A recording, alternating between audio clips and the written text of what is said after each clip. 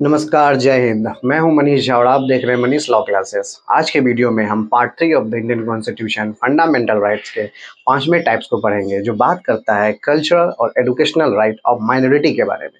ये कवर करता है आर्टिकल 29 और 30 को। सिर्फ 2 आर्टिकल है इसके अंदर। इसके पहले का जो 4 टाइप्स ऑफ फंडामेंटल राइट है वो मैं कवर कर चुका हूँ, आप प्ले लिस्ट में देख सकते हैं। तो चलिए कवर करते हैं आर्टिकल 29 को। आर्टिकल 29 कहता है कि प्रोटेक्शन इंटरेस्ट ऑफ माइनॉरिटी, मतलब अल्पसंख्यक माइनॉरिटी के हितों का संरक्षण करता है, ये प्रोटेक्ट करता है। अब माइनॉरिटी किसे कहते हैं उसको जानिए। माइनॉरिटी का मतलब होता है वह वर्ग कम्युनिटी, वह समुदाय जिनकी संख्या कम हो, सिंपली ये समझिए कि ये इंडिया है सेकुलर कंट्री। यहाँ हिंदुओं की जो पॉपुलेशन है वो ज़्यादा है, 80% के करीब है। और बात वहाँ की जो 20% है उसमें जो भी कम्युनिटी आएंगे उन्हें माइनॉरिटी कहा जाएगा। तो अब माइनॉरिटी को 2 तरीके से आप समझिए, एक होते हैं रिलीजियस, एक होते हैं लिंग्विस्टिक। रिलीजियस वो होते हैं, देखिए एक national commission for the maintenance act 1992, ये एक्ट आया था 1992 में, जिसमें ये कहा गया कि धर्म के आधार पर ये 6 जो कम्युनिटी हैं इनको माइनॉरिटी का दर्जा दिया जाएगा। उसमें क्या है, मुस्लिम है, सिख है, क्रिश्चियन है, बुद्धिस्ट है, पारसी है और जैन है।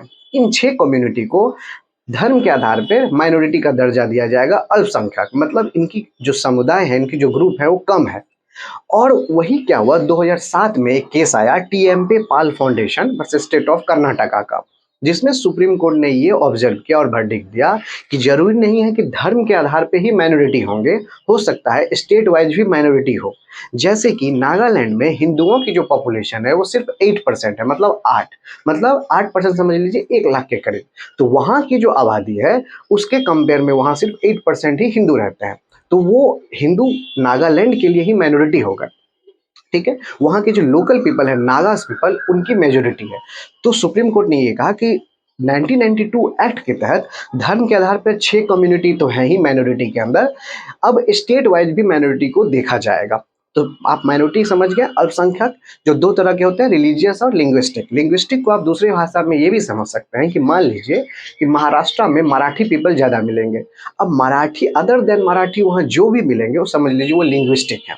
ठीक है, अब चलिए इसके अंदर 2 क्लॉज आते हैं, उसको समझते हैं। पहला क्लॉज ये कहता है कि any section of the citizen, मतलब नागरिक का कोई भी सेक्शन क्यों ना हो, मेजोरिटी माइनॉरिटी, कोई भी धर्म जात, मतलब नागरिक होना चाहिए वो, एनी सेक्शन ऑफ सिटीजन, अगर वो residing in any part of India, अगर वो इंडिया में रहता है, तो हुज डिस्टिंक्ट लैंग्वेज, स्क्रिप्ट या उसका कल्चर, उसका डिस्टिंक्ट लैंग्वेज मतलब कोई भी विशेष, अगर उसकी अपनी भाषा हो या कला हो या संस्कृति हो, तो उसका वो राइट हो कि वो उस चीज़ को कंजर्व कर सकता है, बचा सकता है।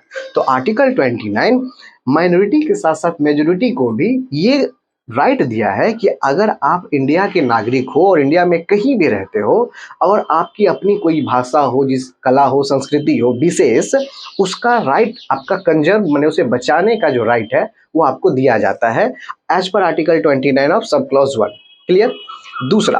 दूसरा क्लॉज ये कहता है कि no citizen shall be denied, किसी भी सिटीजन मतलब किसी भी नागरिक को ये डिनाई नहीं किया जाता अगर वो किसी स्टेट गवर्नमेंट के द्वारा admission into an educational institute maintain by state और एड बाय स्टेट, मतलब हेल्प बाय स्टेट, अगर स्टेट गवर्नमेंट के द्वारा कोई भी एजुकेशनल इंस्टीट्यूट चलाया जा रहा है जिसमें रिकॉग्नाइज भी स्टेट करता है और उसका मदद भी स्टेट करता है, तो उसमें किसी भी इंडियन सिटीजन को इस ग्राउंड पे शिक्षा देने से मना किया जाएगा कि अगर वो इस ग्राउंड पे है, अगर रेस, रिलीजन, कास्ट, लैंग्वेज के आधार पर अगर उससे डिस्क्रिमिनेट किया जाता है कि नहीं हम आपको एडमिशन नहीं दे सकते, तो वो गलत है।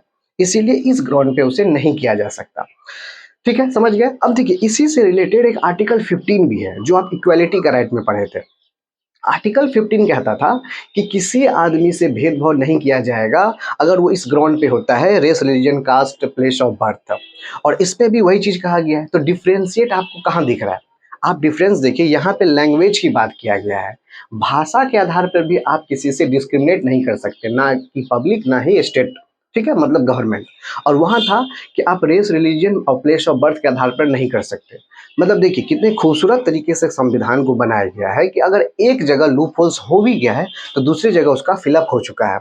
इसलिए कहते हैं कि समझदार लोग वो नहीं होते हैं जो जानकारी रखें, समझदार लोग वो होते हैं जो लूप होल्स को भी पता रखें।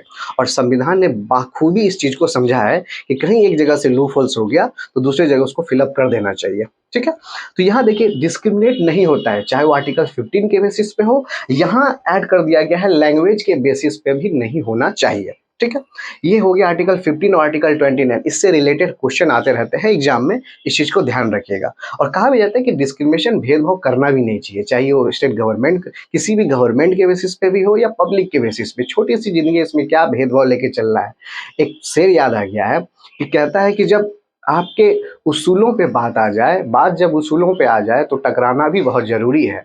बात जब उसूलों पे आ जाए तो टकराना भी बहुत ज़रूरी है, और जिंदा हो तो जिंदा दिखना भी बहुत ज़रूरी है। उसी तरह एक आगे लाइन है कि इंसान हो तो इंसानियत नज़र आनी भी चाहिए, इंसान हो तो इंसानियत नज़र आनी भी चाहिए, और जिंदा हो तो जिंदा दिली दिखानी भी चाहिए। ठीक है, तो भेदभाव करनी भी नहीं चाहिए। ठीक है, तो आई होप आर्टिकल 29 का दोनों क्लॉज बहुत ही सिंपल था, समझ में आ गया होगा। चलिए समझते हैं आर्टिकल 30 को।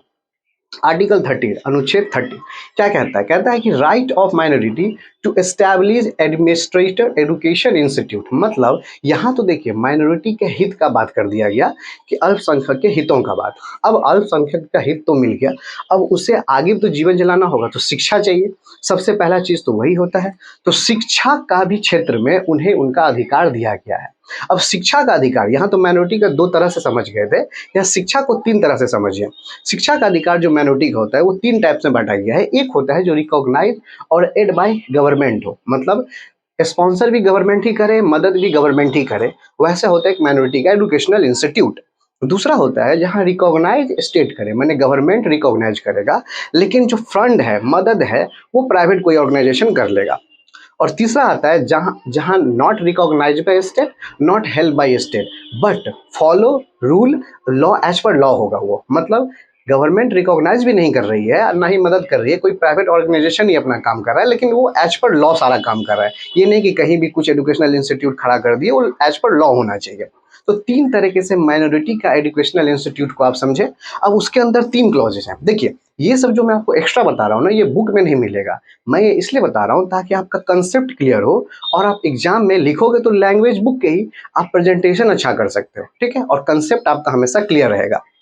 तो देखिए इसमें अंदर आते हैं तीन क्लॉज। वो कहता है पहला क्लॉज कि all minority based on relation language have right to establish institute in their own choice. मतलब हर माइनॉरिटी को, हर अल्पसंख्यक को जो अपने धर्म के आधार पर या अपनी भाषा के आधार पर अपना इंस्टीट्यूट खड़ा कर सकता है, उसमें पढ़ा लिखा सकता है।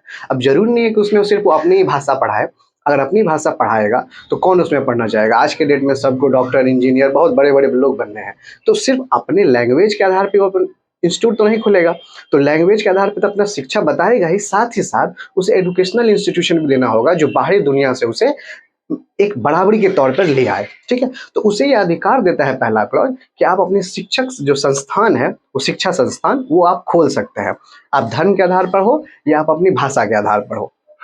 आप बहुत सारे जगह आप देखते भी होंगे ऐसा। वहीं पे उनका जो सब सेक्शन है 1A, वो क्लॉज कहता है कि in making law by the state for the acquisition of property. मान लीजिए स्टेट गवर्नमेंट या कोई गवर्नमेंट, स्टेट मतलब गवर्नमेंट, कोई गवर्नमेंट अगर कहीं किसी का प्रॉपर्टी को एक्वायर करता है, कि मान लीजिए यहाँ पे हमको नेशनल हित में, मतलब राष्ट्रीय हित में, कहते हैं ना कि राष्ट्रपरि जो होता है, देश सर्वोपरि, अगर राष्ट्र हित में कोई काम अगर गवर्नमेंट करती है और उस बीच अगर किसी का प्रॉपर्टी आ जाता है वहाँ पे, तो वो उसको एक्वायर कर लेगी।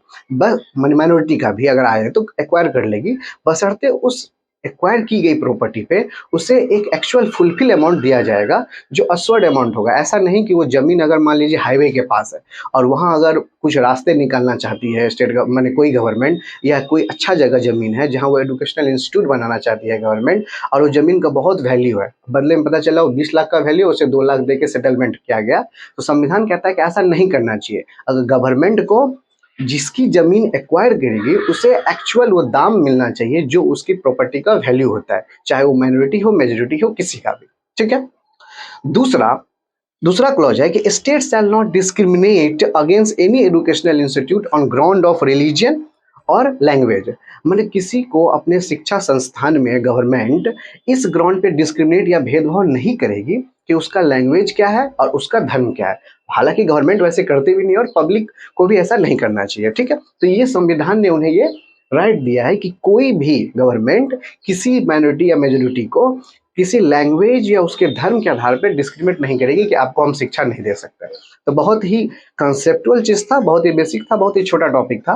पहला था कि हित के बारे में बात करता माइनॉरिटी का, और अंदर में माइनॉरिटी प्लस मेजोरिटी दोनों है, बस ऊपर में नाम माइनॉरिटी का है। और आर्टिकल 30 कहता है कि अगर उनके शिक्षा संस्थानों में इनकी क्या हक है, क्या अधिकार है, उसकी बात करता है। आई होप ये वीडियो आपको बहुत अच्छी लगी होगी, और आने का सिर्फ एक और राइट है जो आने वाले वीडियो में मैं कवर कर दूंगा। अगर अच्छी लगी हो तो जरूर लाइक एंड सब्सक्राइब कीजिएगा, और कुछ भी क्वेरी हो, कुछ भी सॉल्यूशन, कुछ भी आपका सुझाव हो तो please let me know in the comment box. मिलते हैं आपके साथ नेक्स्ट वीडियो में। टिल देन, जय Hind, thank you so much.